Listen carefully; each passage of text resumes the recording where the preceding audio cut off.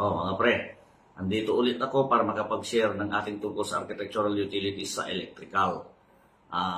Ang topic natin ulit ay yung tungkol sa fuse. Pero, kunwari pumutok yung isa, wala kang maipalit na fuse, ano ang dapat mong gawin? Ano ang dapat mong i-remedyo?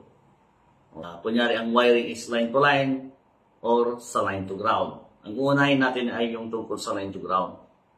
Tapos sunod natin yung line to line.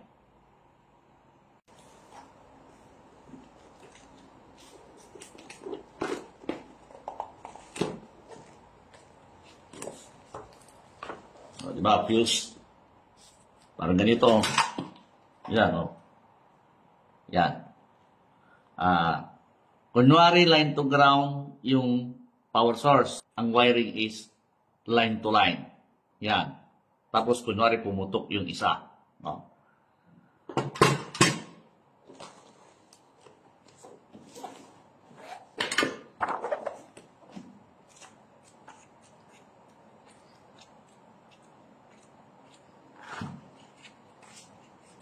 Yan. Naalala nyo pa ba ito?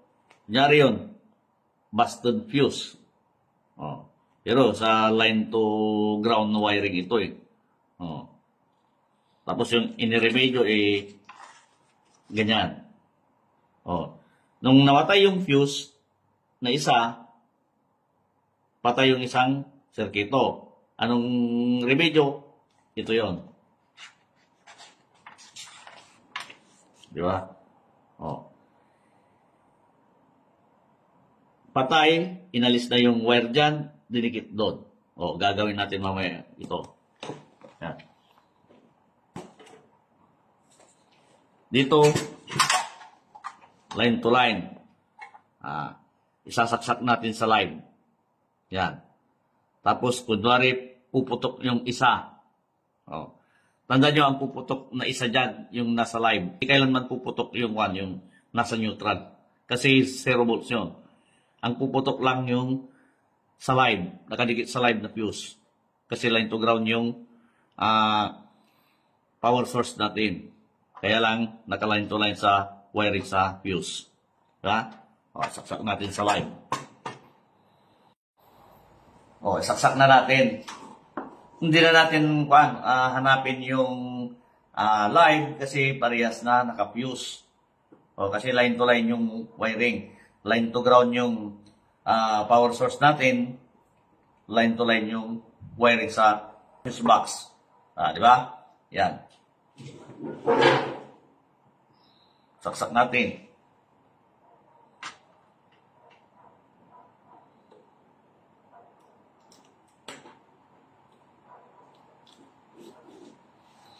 Yan. Saksak na. Live na yung isa sa dyan. Ngayon, hanapin natin yung live.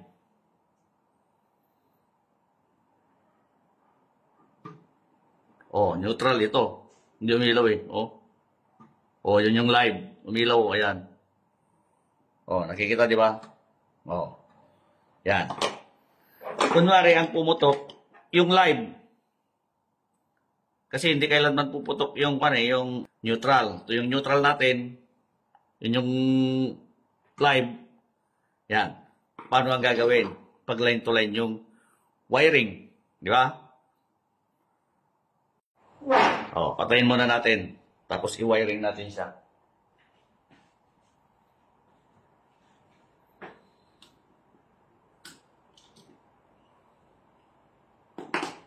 Yan.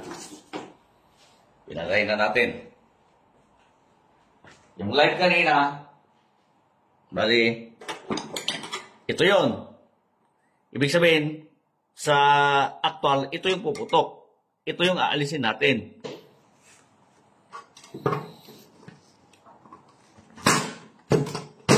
Yan. Tapos, yung fuse ng neutral, ilipat mo lang. Or kahit hindi mo na ilipat yan. Kunyari, ito na yung magiging live mo. Ngayon, paano niya isusupply yung 2? Di ba?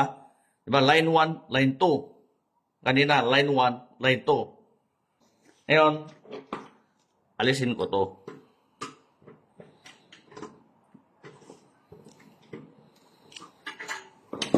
Pagsak nun, iwawiring mo na siya ng line to ground. Wala kang ipapalit na fuse. Iwawiring mo siya ng line to ground.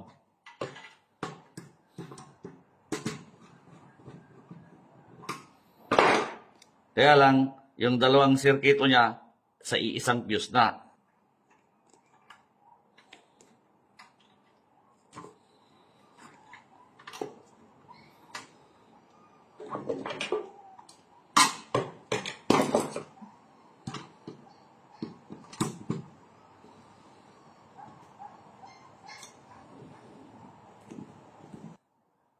Ayan, di ba? Oh. Yan. I-wiring natin yung para sa neutral. Ito yung para sa hot na natin. Ito na yung para sa neutral natin. Yan.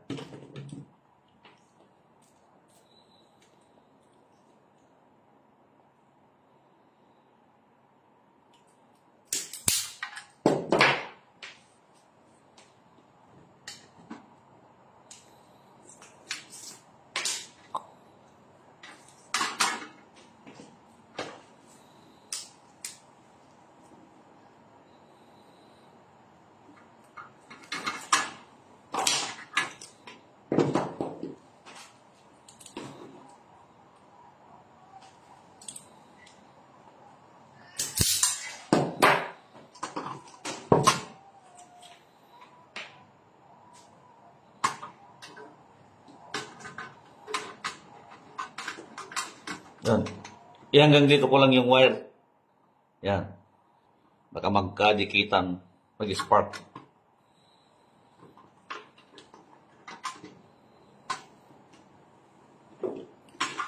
Titip ko siya para kung di gagalaw.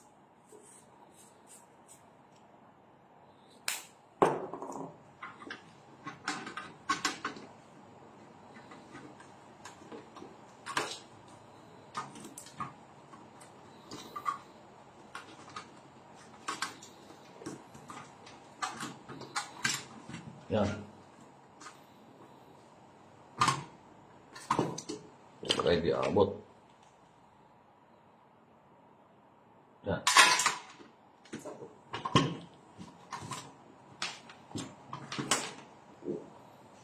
Yan. Kumbaga, ang diagram niyan ganito. Wiring diagram niya parang ganito rin. Saan ba yun?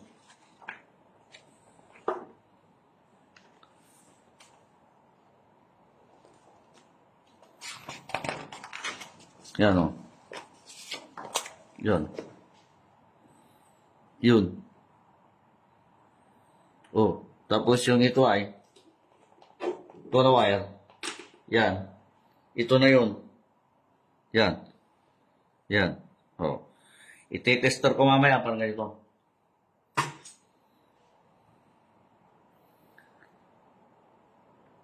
Sa red, tapos doon. Hindi na ako magwawiring ng ganito. Kasi, naiintindihan naman kahit dito. Parang ganito siya. Yan. O, tapos doon. O, parang ganito din sa diagram na to, wiring diagram. Ganyan siya. Doon. Tapos ito, doon. Yan o. Doon. Tapos ito, doon. Iilaw to.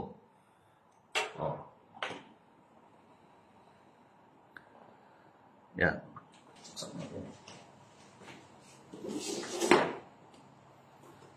Pero kailangan nating testerin. Kasi itong wire na to, sa hot, napin natin yung hot. Oh, ito yung hot.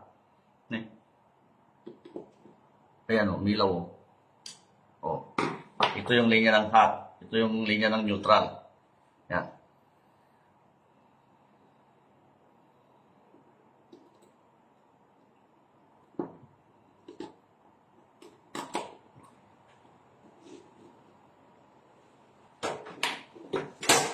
Iilaw dapat to.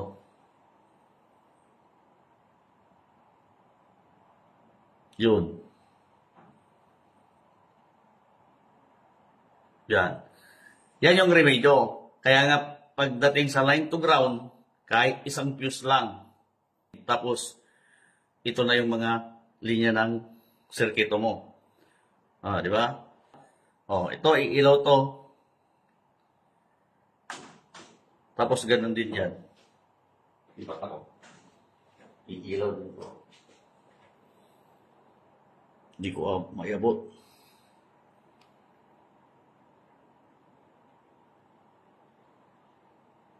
Diyan. Di ba? Ayos. Ngayon naman, pagdating sa line to line, tapos pumutok ang isa, wala nang remedyo yun. Kaya hindi na natin iwawiring. Kasi, ano ang magiging return mo? Parehas na live yun. Pag isang fuse lang ang gamitin mo, ang bagsak nun, walang overcurrent protection yung isang linya ng wire mo. Kaya hindi na natin iwawire yun kasi hindi pwede. Sa line to ground lang pwede yung i-wiring natin kanina. Okay.